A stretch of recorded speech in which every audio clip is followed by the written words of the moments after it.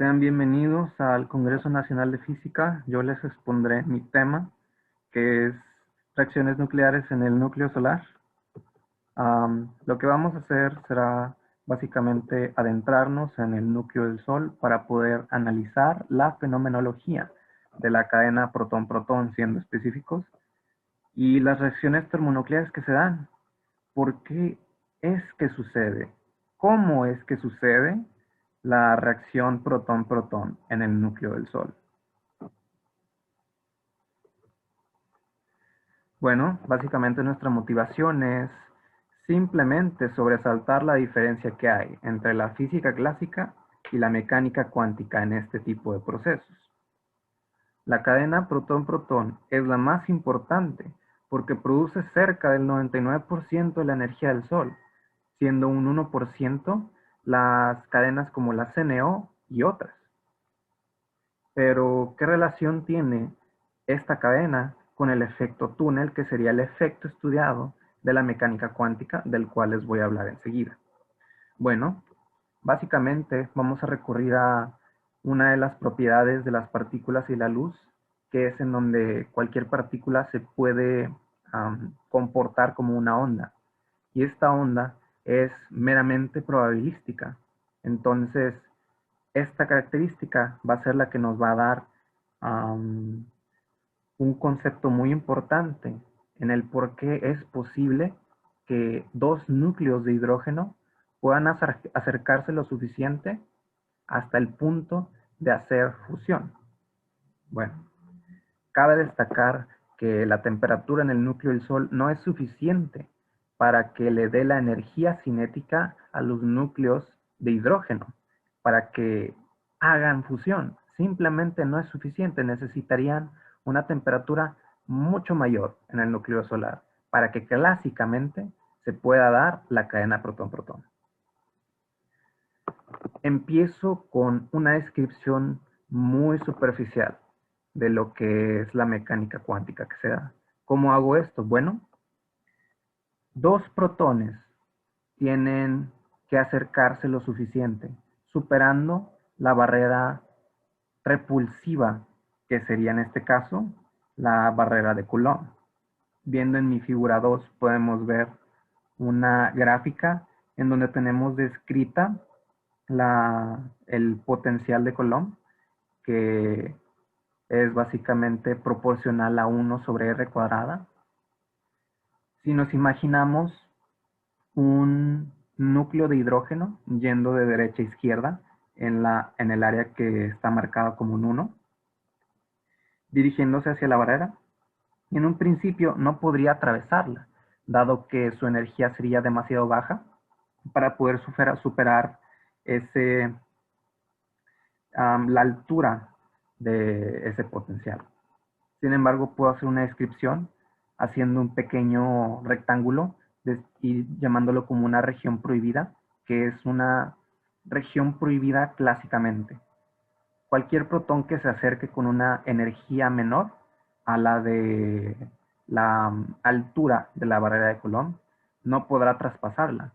Sin embargo, con los postulados de la mecánica cuántica podemos hacer la descripción de esas tres regiones, 1, 2 y 3 respectivamente, siendo la 3 un pozo de potencial, en donde, haciéndolo de una manera más simple, podemos recurrir a la característica de onda de las partículas y decir, bueno, si una partícula se acerca a una barrera de potencial, que es el cuadro que describí en la primera diapositiva, podemos describir un efecto túnel de esa manera.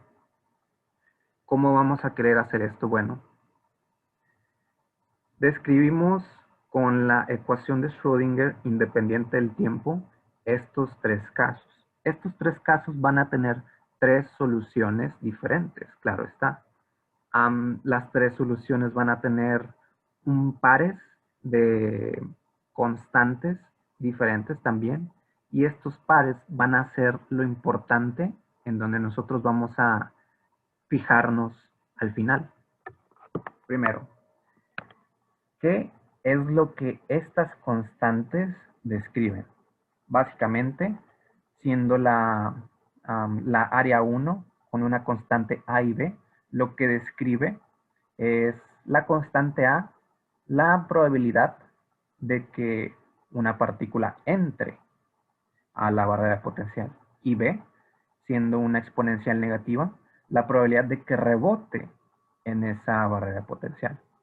Asimismo, también en la segunda y tercera área, así la probabilidad de que entre y salga a que entre y rebote de nuevo. Dando esto, notaremos que en el área 3, la constante F lógicamente sería 0, dado que un electrón, o en este caso un protón, o una partícula en general, ya habiendo pasado la barrera potencial, es ilógico que de la nada cambie de dirección. Por eso, la parte exponencial negativa en esta solución va a ser 0. Recurrimos a que nuestras soluciones tengan una condición de continuidad, que sea continua, nuestra función, claro está, y además vamos a imponerle que sea una curva suave. No vamos a querer que tenga muchos picos o que tenga algo que nos dificulte las operaciones, sin embargo que nos las haga más sencillas. A partir de aquí, utilizando estas dos condiciones, vamos a encontrar los valores y despejar los valores de las constantes que tenemos hasta ahora, llegando a C y D. ¿Por qué A, C y D?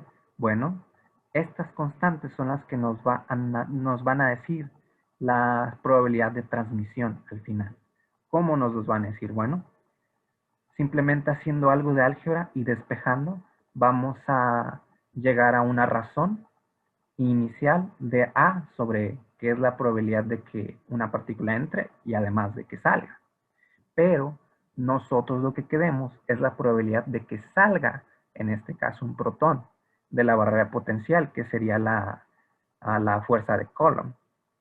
¿De qué manera lo hacemos? Simplemente llegando al concepto de probabilidad que nos da la mecánica cuántica. Una densidad de probabilidad. ¿Cuál es el concepto más fundamental, que es uno de los postulados de la mecánica cuántica, que nos dice cuál es la probabilidad de encontrar la partícula en una función de onda? Pues básicamente encontrando la multiplicación de la misma con su mismo conjugado. Entonces recurrimos al complejo conjugado de ambas constantes, definiéndolo de esta manera, multiplicándolas y haciendo procedimientos algebraicos para llegar a la ecuación final que tenemos, que es básicamente la probabilidad de transmisión de una partícula en la barrera de Coulomb. ¿Qué es lo que estoy diciendo con todo esto? Bueno, clásicamente un protón no puede pasar la barrera de Coulomb por ningún tipo de medio. Simplemente su probabilidad es demasiado baja para que suceda y para que siga alimentando al Sol de esa manera. ¿Cuál es la solución? Aquí es donde entra la mecánica cuántica para salvar el día, básicamente, haciendo que con las condiciones en donde las partículas se comportan como ondas, podemos decir como esa probabilidad, la probabilidad de que dos protones se acerquen a tal punto en que ocurra una reacción termonuclear es mayor que 0, no siendo 0. Esto puede pasar. Y de esta manera es como la cadena protón-protón puede suceder en el centro del Sol. No es algo de la mecánica clásica, sino es básicamente efecto túnel en el núcleo solar. Y de esta manera es como todos los días podemos ver una luz que alimenta constantemente al Sol. Muchas gracias por haber estado y escuchado mi póster. Les doy agradecimientos a mi universidad y a aquellos que me ayudaron con mi investigación, y espero que tengan una excelente experiencia con el resto del Congreso.